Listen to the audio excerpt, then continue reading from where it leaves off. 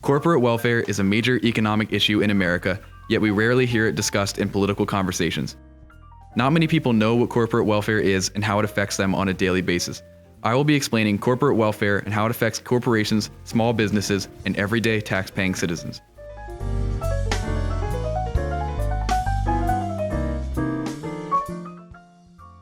Corporate welfare is essentially incentives extended to businesses by the American government that come in the form of grants and tax breaks. Tax breaks are intended to help a company turn a profit while supplying a necessary good or to reward a company for good behavior. Many corporations receive substantial tax breaks such as Amazon, Walmart, and Goldman Sachs, to name a few. Grants are a set amount of money given to a business to help them achieve a certain goal or to keep them in business for a certain fiscal period. While these practices don't necessarily sound harmful on paper, the reality is that they are. For example, in 2013, Boeing was given $8.7 million by the state of Washington to expand their workforce, which is a record grant at the time. Even though Boeing was given money to hire more employees, they promptly fired over 12,000 workers all within Washington state and pocketed the money. An example for tax breaks is how Amazon paid $0 in federal income tax in 2018, saying that they used their profits to purchase the Washington Post and other investments and did not pay any taxes because they technically did not turn a profit. Small businesses are also unfairly treated when it comes to corporate welfare.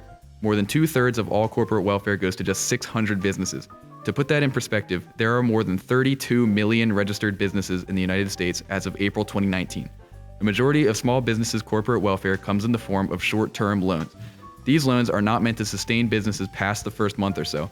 If a business is not extremely successful, then a large majority of the money they are making goes towards paying off the bank loan. Many businesses are not turning enough of a profit to pay employees, building fees, and the loan, so the business is forced to close, all because of a bank loan. Speaking of banks, many banks at both the federal and local levels are affected by corporate welfare. If a major bank begins to fail, the government has 3 options: dissolve the bank and return the money to the shareholders and customers, give a competing bank the money to buy the failing bank, or keep the bank running using government funds. Far more often than not, the bank is kept open using taxpayer dollars. However, the government is often too eager to bail out large banks, and the banks themselves become overconfident because they are given new life.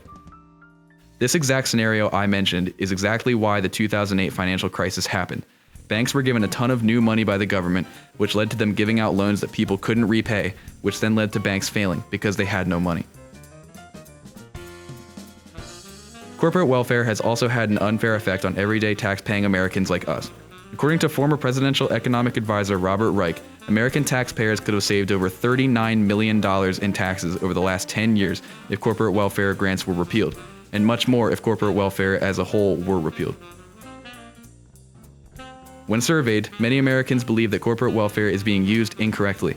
If a business is succeeding, then there is no reason to give them grants or tax breaks, and if a business is failing, then there is clearly no need for that product and no reason to keep that company operating. Corporate welfare is unfair towards small businesses and taxpayers, and often ineffective when given to large corporations.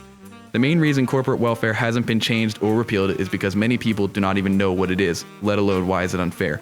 If you feel strongly about corporate welfare, then contact your local representative and tell them how you feel. The first step in fixing corporate welfare and making it more fair to people like us is making people more aware of the issues it creates.